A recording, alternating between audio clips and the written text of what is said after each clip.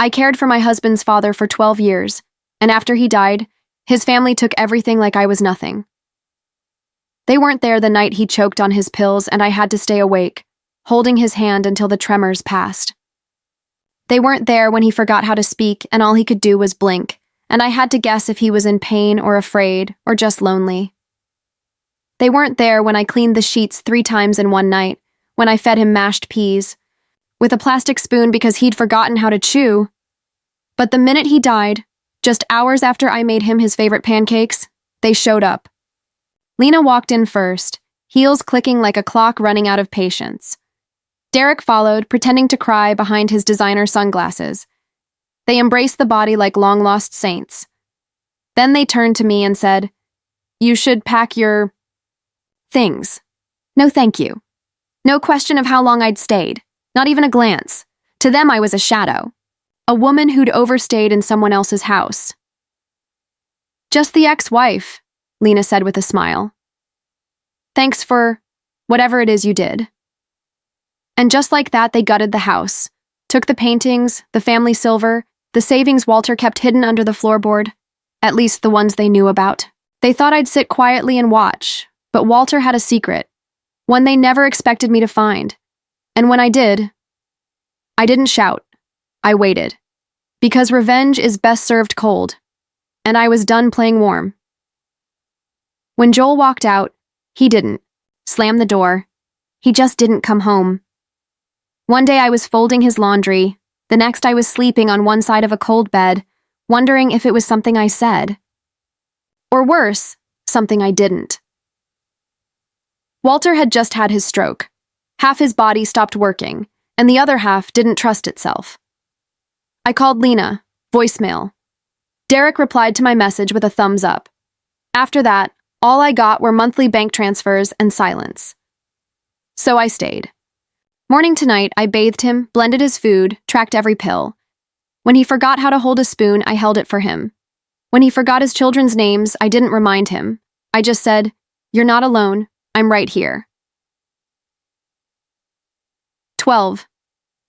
Birthdays came and went with no cake.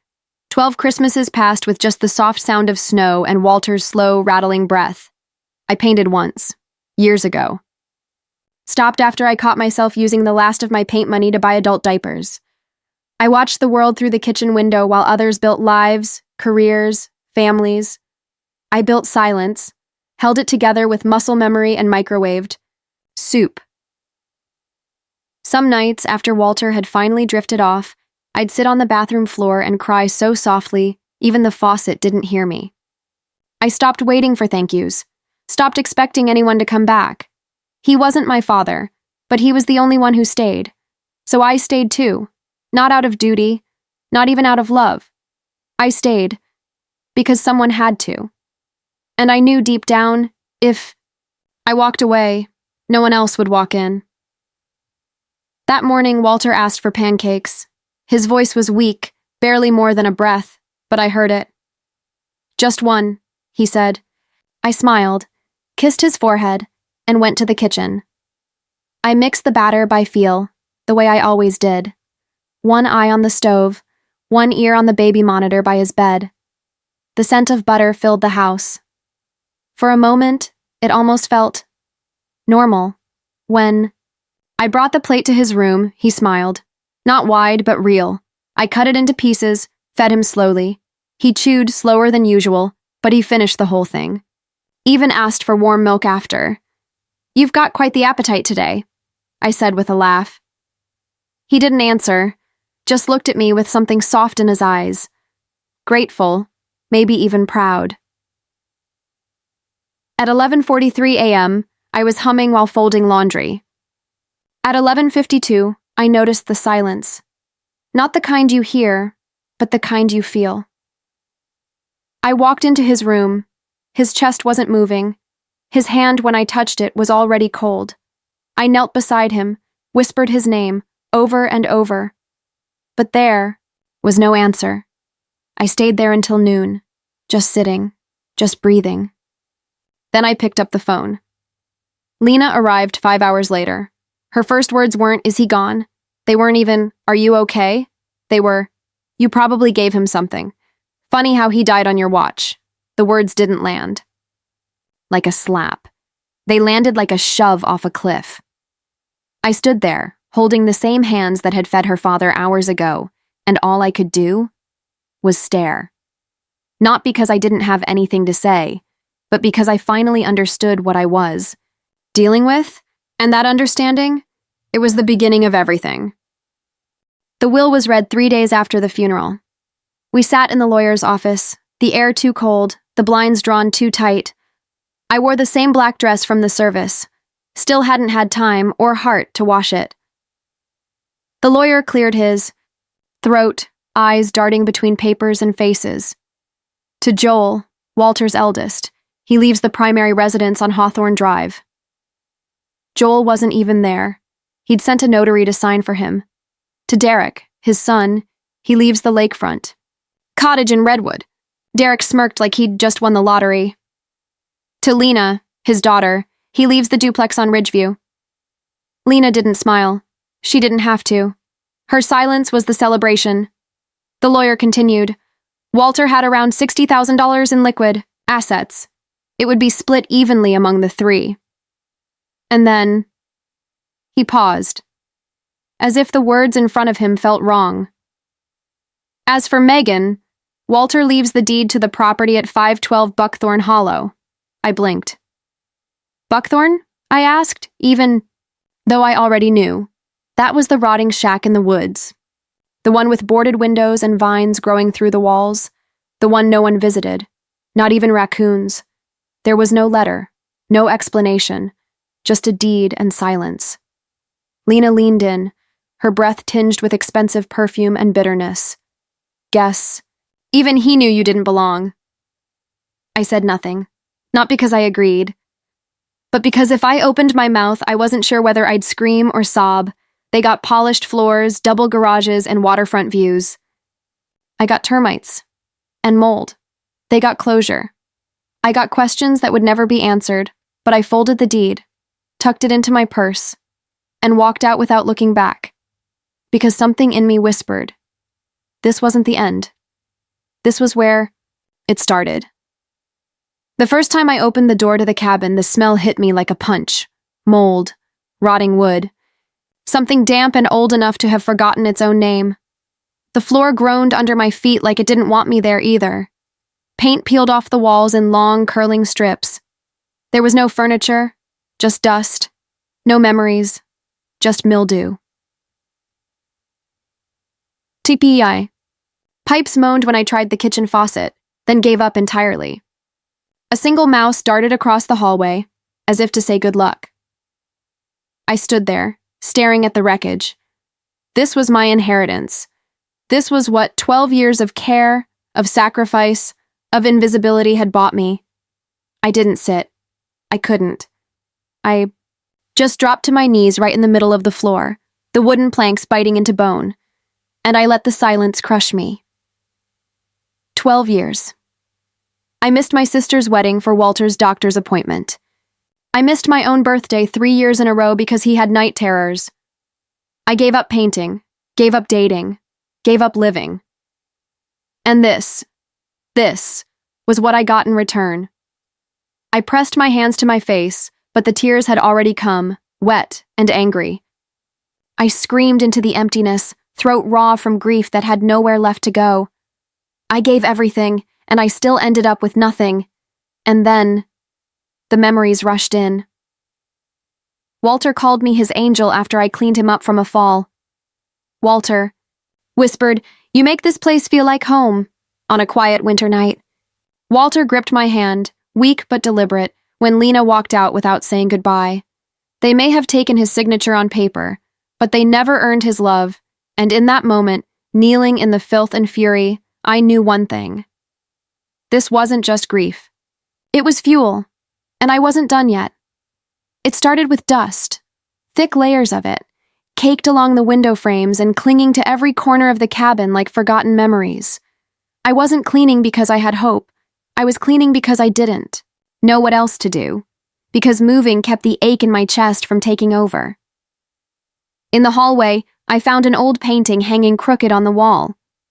A faded oil landscape, trees, a pond, nothing special.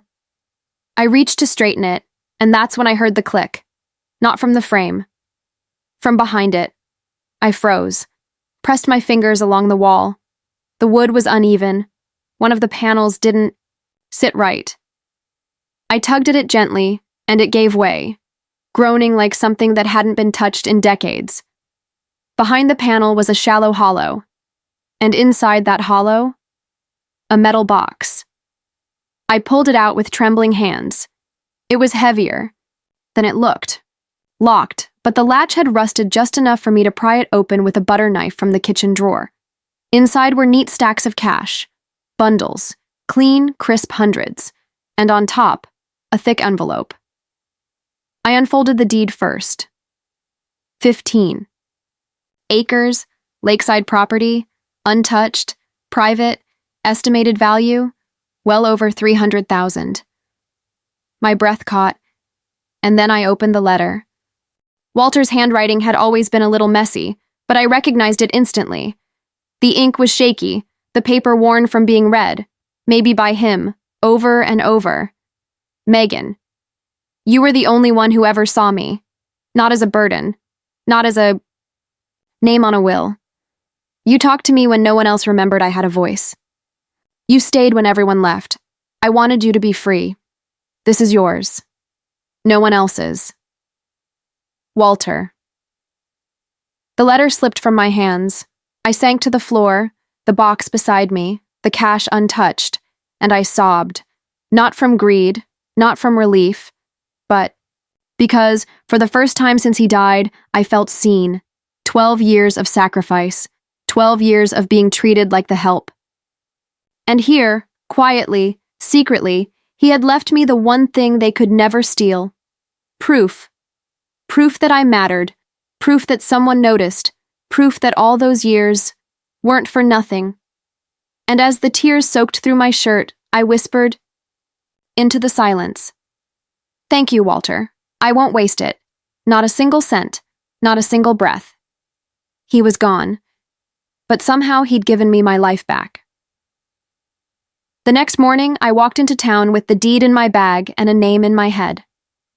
An old friend from high school, now a real estate lawyer, had opened a small office near the diner. He didn't ask many questions. He just looked over the papers, then looked at me. You know what you've got here, right? I nodded, which is why I want it locked down tight. No one touches it but me. By the end of the week, every document had been filed. The land was mine. Legally, permanently, untouchably mine. I didn't go on a shopping spree, didn't announce anything, didn't even upgrade my phone. I used just enough to stop the leaks in the roof, to scrub the mold from the walls, to repaint the siding, replace the windows, and finally, install heating that worked. The cabin didn't look like much from the outside, but inside, it felt like breathing again. I bought secondhand furniture with care, like I was building a life brick by brick. And in between renovation days, I started showing up at the local community shelter, washing dishes, folding clothes, listening to women whisper the same quiet heartbreaks I once carried. I didn't talk about the money. I didn't talk about Walter, but little by little, I started talking about me again. And then one afternoon, while watering the small herb garden I'd planted out front, I heard her heels. Lena, she stood at the edge of my drive, arms crossed, smiling like she owned the soil under her feet. That old dump really suits you. If you ever want to sell, I know a guy who flips places like this. He pays fast. I smiled back, slow and calm. I think I'll hold on to it a little longer. Her smile faltered, just for a second. Then she turned and walked away. She didn't know what had changed, but she could feel it, and that was the best part. She was still playing the old game, but I wasn't in it anymore. It started with a knock. I opened the door and saw a face I hadn't laid eyes on in a decade. Joel, my ex-husband, Ethan's father in name only. He looked older, lines around his mouth, hair thinner, but the same slick smile he used to wear when he was hiding something. I was just passing through, he said. Thought maybe I could reconnect with Ethan. Be a father again. I didn't answer. Not really. I just tilted my head slightly, like I was listening to a mosquito. That same afternoon, Derek called out of the blue. Said he was in town. Said we should grab brunch. Just catch up, no pressure. I agreed because I wanted to look him in. The eye when he lied. The cafe was loud, busy. I picked the corner table near the window. He arrived in sunglasses and cologne, pretending to be casual. So, how's the cabin? Must be nice, living simple, he said, sipping his overpriced latte. I hear Buckthorn Hollow's getting attention from developers these days. Crazy how valuable old lands become. I smiled faintly. Oh? I hadn't noticed. He leaned in, voice dropping. Look, Meg, I know Walter left you something, and I'm not saying you owe us anything, but I don't, I said, cutting him off gently. I don't owe you anything. He blinked. That fake charm cracked just a little. They were circling. They could smell money in the air. Joel with his fatherly guilt, Derek with his brunch time fishing expedition. But what they didn't know was, I already saw them coming. Every step, every word, every carefully planted seed of manipulation. They weren't family. They were opportunists dressed in blood ties. And I had no intention of letting them sink their teeth in.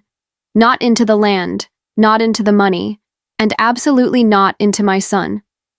They'd disappeared when things were hard. Now they were crawling back because something smelled like wealth.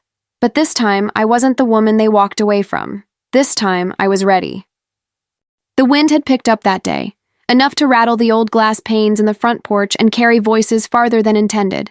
I was out back, watering the herbs, when I heard them. Lena and Joel.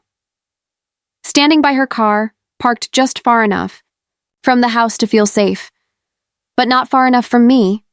She's not even blood, Joel said, voice tight with impatience. All we need is one slip-up, a missed tax form, a bank withdrawal that looks suspicious. Something. Courts eat that up, especially if I show up and say I want custody of Ethan. My fingers froze on the watering can. They weren't trying to reconnect. They were trying to remove me. She doesn't even have a real job, Lena added. She's a charity case, acting like a saint now that she's got a little cash in her pocket. But she's sloppy. And that land, it shouldn't be hers. I stepped back quietly. No anger, no tears, just clarity. I pulled out my phone, pressed record, and let them keep talking. They didn't know I had the conversation saved before they even peeled out of the driveway. That night, I didn't confront them. Didn't send the recording. Didn't warn them. I went straight to my lawyer. We filed new documents the next morning. A trust fund solely in Ethan's name, airtight, irrevocable, shielded from any outside influence. And most importantly, a clause that explicitly excluded Joel from any access, claim, or legal authority over the fund, present or future. It was all signed, sealed, and filed before sunset.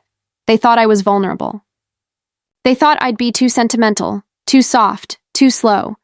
What they didn't realize is that I'd been learning, watching, preparing. They were still busy playing the same old games, but I had changed the rules. And this time, they wouldn't even see the checkmate coming. The annual Willow Bend Founders Picnic was always a loud affair. Kids running wild, old folks reminiscing, and the town council members shaking hands like it still meant something. I hadn't planned to go, but when I heard Lena was speaking at the podium, promoting her PR firm's new chapter, something told me I should be there. I stood near the back, sunglasses on, holding a paper plate of potato salad I had no intention of eating. Lena looked radiant. Designer dress, flawless makeup, smile as polished as her pitch, and then, with the mic in. "Han," she said it. "It's just sad, really. Some people manipulate the sick and dying for their own gain, and then play victim, but the town knows who the real family is." Gasps. A few whispers. Most folks didn't understand what she meant, but I did. So did a few others. I set my plate down, walked forward slowly, and asked for 2 minutes. The council gave me 5. I didn't make a speech. I pulled my phone out, opened the voice recorder, and pressed play. Joel's voice echoed first. She's not blood. Courts eat that up. All we need is one slip-up, something to make her. Look unstable. Then Lena's. She's a charity case. That land shouldn't be hers. By the time it ended, the silence was louder than the music had been all day. Someone muttered, "She stayed with Walter for 12 years. Another, louder this time, "You left your own father. Now you want to rob the only one who stayed?" Lena froze at the edge of the stage. The color drained from her face so fast it was like watching paint peel. Within hours, clients started pulling out. The school district dropped her as a spokesperson. By the next morning, she'd taken down her business website entirely. Derek didn't fare better. Word got around about the debts he'd been hiding. Turns out the poker tables in 2 counties had tabs with his name on them. And now, with the whole town watching, the collectors stopped being polite. They'd come for me like wolves, confident I'd run. But I didn't run. I stood still, spoke little, and let their own words burn the whole house down. No yelling, no threats. Just the truth, loud and undeniable. They thought they were the storm, but I was the ground they never should have stepped on. I knew Joel wasn't finished. Not after the picnic. Not after Lena crumbled in public. Men like him never quit while they're behind. They just look for quieter doors to slip through. 2 weeks later, I got the call from the courthouse. Joel had filed for joint custody of Ethan.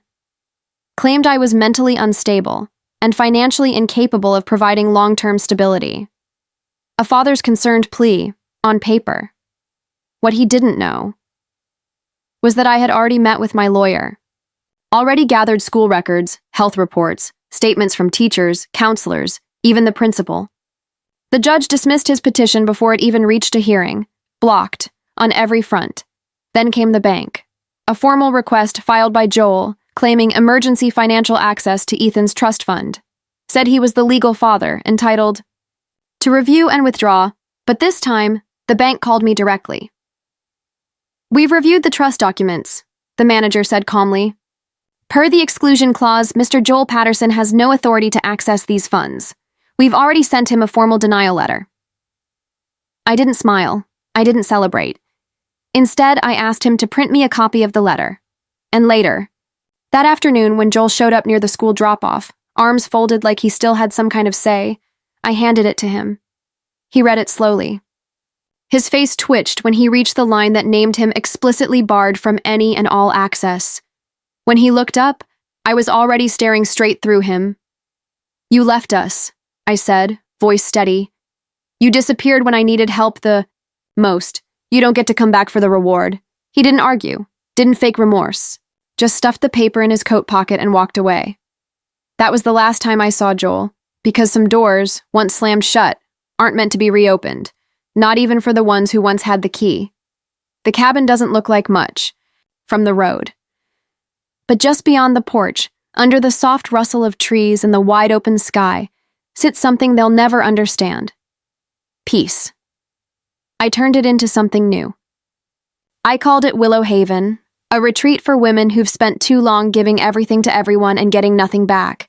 No spa robes, no luxury treatments, just quiet, just kindness, just space to exhale. Most days I cook simple meals and sit on the porch with them. We talk about the things no one else wants to hear, the burnout, the silence, the weight of invisible labor.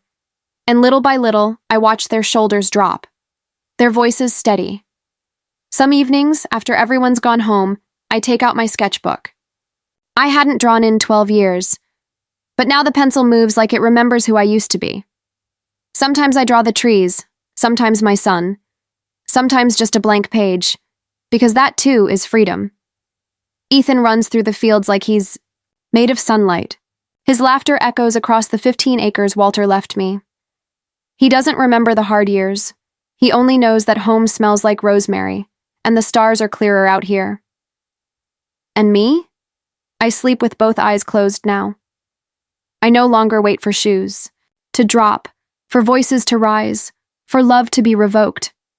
What I have, I earned. What I kept, I fought for.